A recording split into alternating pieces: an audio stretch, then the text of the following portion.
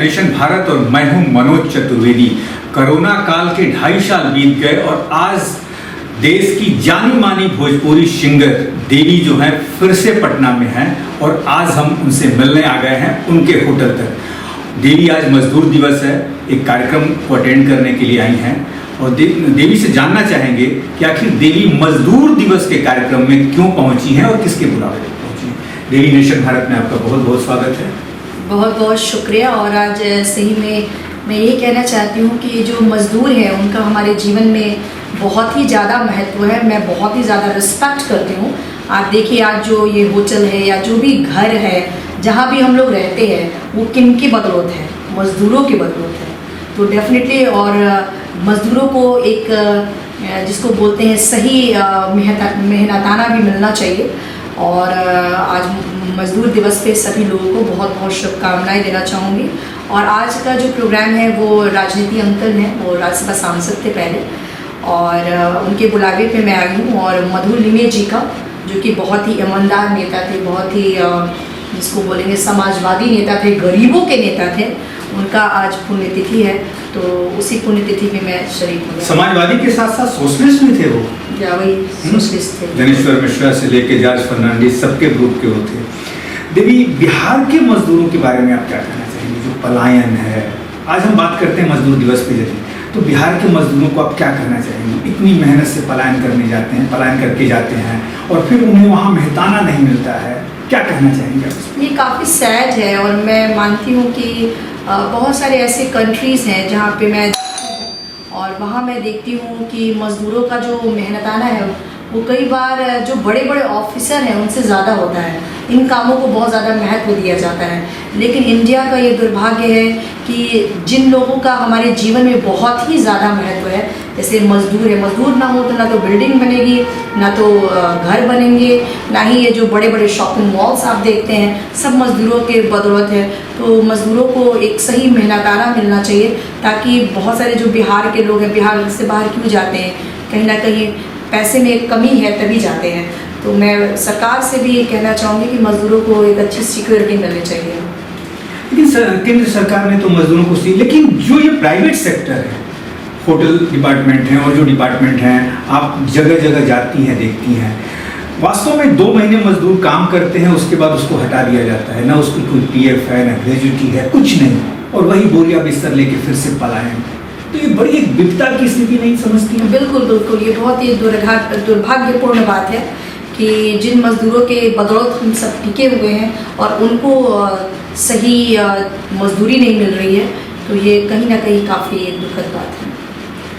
आपने सुना देवी के मजदूरों के प्रति कितनी सटीक राय थी कि वास्तव में बिहार से जो पलायन हो रहा है उन मजदूरों को उनकी वास्तविक मजदूरी तक प्रदेश के बाहर नहीं मिलती है। प्रदेश में यदि रोजगार की व्यवस्था हो तो मजदूर क्यों बाहर जाए?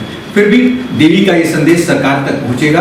अब इस चैप्टर को छोड़ के जरा एक अगले सेगमेंट में चलते हैं। देवी नेशन भारत के लिए आज क्या गुनगुनाए? यदि मजदूरों के ऊपर गुनगुनाना हो तो आपके दिमाग में कोई कुछ चल रहा है?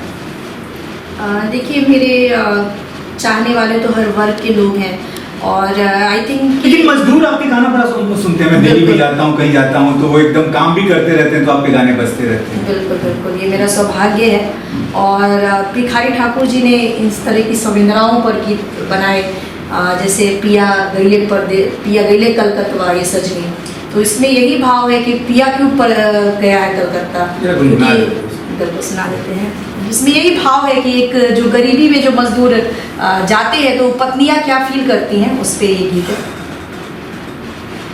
पिया गईल कलकत्ता ए सजनी, पिया गईल कलकत्ता ए सजनी, ए सजनी हो, ए सजनी हो, ए सजनी, पिया गईल कलकत्ता ए सजनी, घोड़वा में जूता नइखे, हाथवा में छतवा ए सजनी, घोड़वा में जूता नइखे, हाथवा में छतवा ए सजनी, कैसे चली है रहतवा ए सजनी, कैसे चली है रहतवा ए सजनी, ए सजनी हो, ए सजनी हो, ए सजनी, पिया गईल कलकत्तवा ए सजनी, पिया गईल कलकत्तवा ए सजनी। आपने सुना इस गाने को, और वास्तव में ये भिखारी ठाकुर का जो गाना था, जब कलकत्ता, जब देश डिवाइड नहीं हुआ था, देश जब बटा नहीं था, आज़ाद नहीं हुआ था, उस समय इस गीत को भिखारी ठाकुर ने गाया था कि बिहार और पूर्वी उत्तर प्रदेश के लोग जब कलकत्ता, उस समय कलकत्ता को विदेशी समझा जाता था देवी, और चले जाते थे काम करने। उस समय पाई और चवन्नी अठन्नी का दाम था, और वहाँ से कमा के अपने परिवार का पालन पोषण करते थे। ये थी बिहार और पूर्वी उत्तर प्रदेश की स्थिति। देवी, देश की परिस्थिति को अब आप, कोरोना खत्म हो गया, महंगाई इतनी बढ़ रही है, किस तरीके से आप देखती हैं, क्या कहना चाहेंगे? एक गरीब मजदूर जो रोज के 300 रुपया कमाता है, वो कहाँ से पूरा पेट भरेगा? गैस के सिलेंडर महंगे, सब कुछ, क्या इस पे क्या विचार है आपके? देखिए, इस पे तो मुझे लगता है कि जो सरकार है उसको सोचने की ज़रूरत है। और डेफिनेटली कोरोना काल में लोगों की स्थिति, आर्थिक स्थिति भी बहुत ख़राब हुई है, लोग गरीब से गरीब हुए हैं। और लेकिन मैं धन्यवाद भी देना चाहूँगी कि जिस तरह से सरकार ने बहुत कुछ संभाला भी है, और लेकिन और भी संभलने की ज़रूरत है, और जहाँ कमियाँ हैं उसको दूर करने की ज़रूरत है। देवी, एक गाना कोई और गुनगुना दीजिए।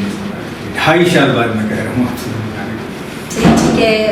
कुछ नया, जो अभी आपने क्लासिकल वगैरह कुछ 2.5 साल में आपने बड़ा अपने फार्म हाउस ऋषिकेश में उन सब गानों का रियाज किया, उसमें से कोई गाना सुना? चलिए, एक भजन सुना देते हैं जो कि मेरा फेवरेट है। ये नया भजन नहीं है, बट मुझे अच्छा लगता है, वो सुना देते हैं।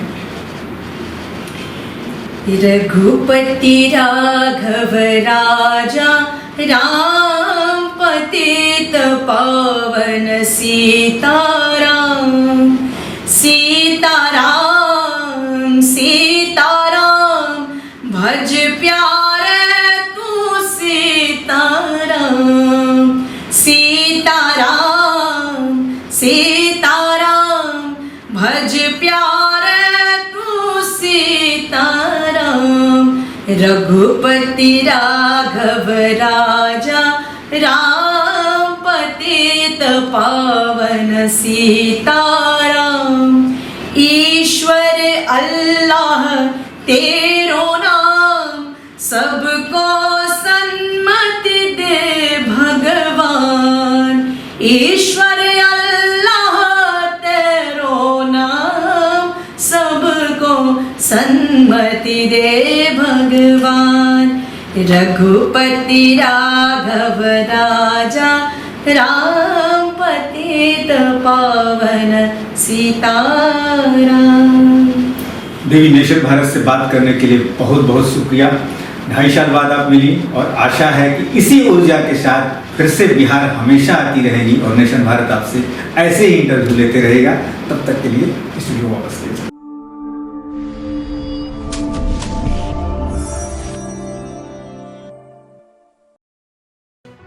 लेटेस्ट खबरों से जुड़े रहने के लिए हमारे चैनल नेशन भारत को सब्सक्राइब करें और बेल आइकन को दबाएं ताकि कोई खबर छूट न पाए।